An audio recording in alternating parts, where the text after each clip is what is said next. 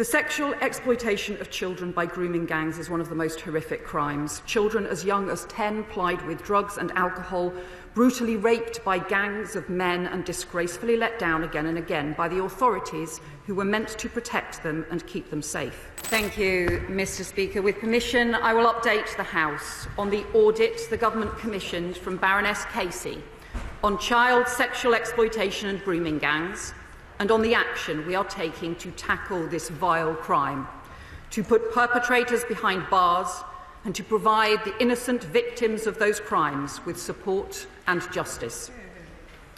The House will be aware that on Friday, 7 men were found guilty of the most horrendous crimes in Rochdale between 2000 and 2006. They were convicted of treating teenage girls as sex slaves, repeatedly raping them in filthy flats, alleyways and warehouses. The perpetrators included taxi drivers and market traders of Pakistani heritage, and it has taken 20 years to bring them to justice. I want to pay tribute to the incredible bravery of the women who told their stories and have fought for justice through all those years. They should never have been let down for so long.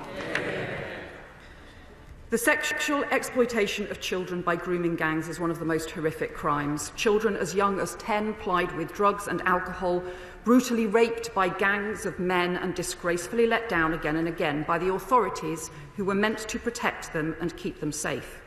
And these despicable crimes have caused the most unimaginable harm to victims and survivors throughout their lives and are a stain on our society.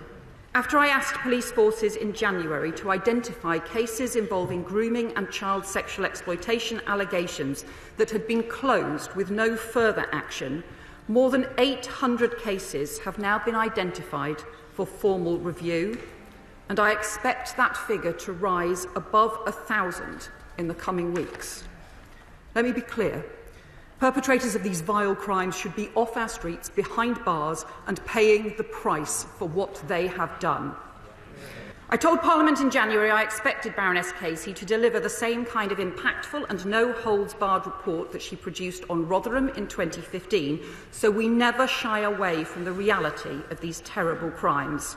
And I am very grateful to Louise and her team that they have done exactly that, with a hugely wide-ranging assessment conducted in just 4 months.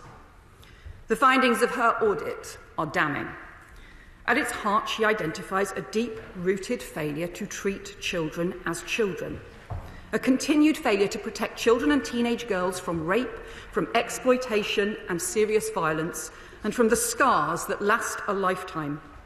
She finds too much fragmentation in the authorities' response, too little sharing of information, too much reliance on flawed data, too much denial, too little justice, too many criminals getting off, too many victims being let down. The audit describes victims as young as 10, often those in care, or children with learning or physical disabilities, being singled out for grooming precisely because of their vulnerability. Perpetrators still walking free because no one joined the dots, or because the law ended up protecting them instead of the victims that they had exploited. Deep-rooted institutional failures, stretching back decades where organisations who should have protected children and punished offenders looked the other way.